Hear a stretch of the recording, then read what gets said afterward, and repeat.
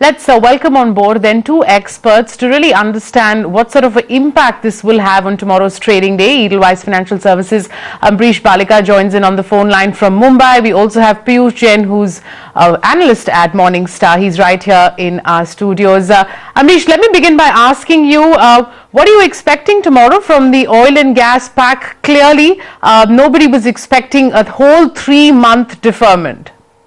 Absolutely, and this has come as a big surprise. And again, it's no hike, and there's a double whammy where you have an additional penalty of nearly $578 million, which anyway they may contest, but that's again as a negative for Reliance. So clearly, it'll open lower, no doubt.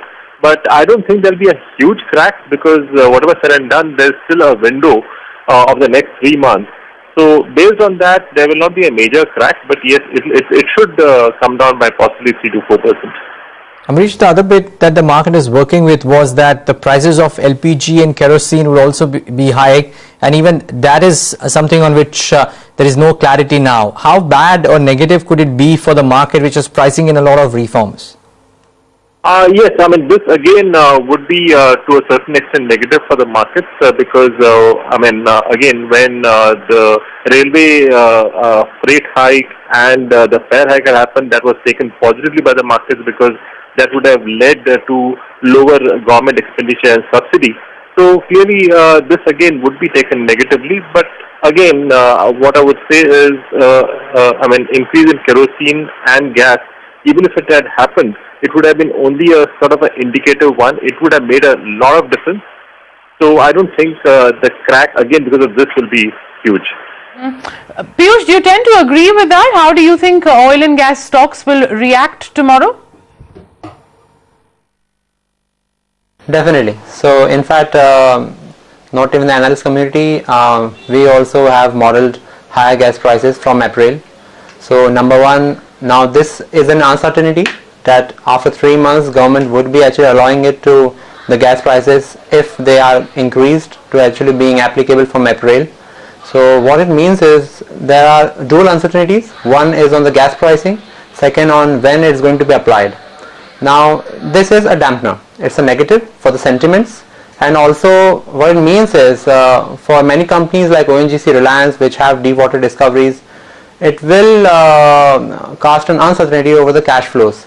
So for the stock market, I think the rally, the stock prices, according to us, they had priced in higher gas prices. Over the longer time frame, if you see the picture, what we believe is higher gas prices are an eventuality. So the question is, when is the government actually going to implement it?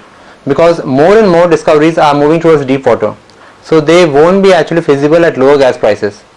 So that is our long-term belief. But in the short term, if the gas prices, which we see that there is a limited upside to the $8 figure which the market is actually expecting. So now if 3 months deferral, it introduces an uncertainty, so which means there is a larger downside to the expectation now. So probably for the near term, it's an overhang and will be taken negatively. In fact, for the private producers more, and for the public, I think there is another trigger of a subsidy regime which actually the general analyst community would be looking very closely now. Ambareesh, would you also go as far as believing that now the price of over $8 is a question mark? Because if the government is thinking about the decision in the first place, then deciding on the highest price is probably not something that will happen any which ways. Yeah, I mean, surely even today, whatever we were expecting was not $8 plus, but we were expecting somewhere between $5 to $6.5. So already the expectations are tempered in the last couple of days. So now with whatever has happened today, clearly I think $8 is out of the way. Amish, while you did, of course, say to us that you don't expect any of the stocks to really be on their knees come tomorrow morning, somewhere do you believe that, the market is now perhaps going to, discount the fact that any sort of big bang reforms are coming in the oil and gas space? No, I mean, I think that window is still there for reforms in the oil space. The only thing they have not announced now is the hike, and that too, it's basically going to affect Reliance and ONGC to a certain extent. So it is not really for the overall, gas and the oil pack. So I don't think that this will be a stop to reforms. I think that the window is still open. Okay. Piyush, what's the impact on ONGC in particular? Because markets were anticipating a higher gas price plus a retrospective pricing for ONGC, and now that is definitely out of the window. Uncertainty, it actually makes people nervous, and it's not good for the stocks, for all of us modeling the cash flows for the stock. So it's actually a dampener for the stocks.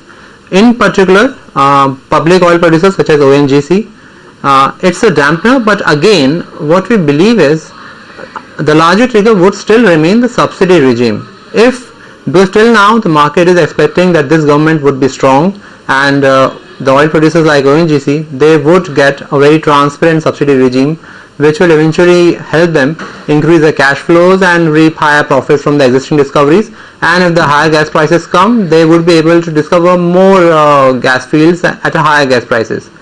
So we still believe that it would be a dampener in the near term, but again the subsidy regime is another trigger, and if the government is not able to deliver on that, then it will be a huge dampener. All right, Piyush, Ambareesh Baliga, thanks so much for joining in today and giving us your views and of course your view on what the stocks might do tomorrow. And we'll get a complete market perspective a bit later on the show. But right now to the other top story, and a huge boost for the autos, cap goods and the consumer durable sector.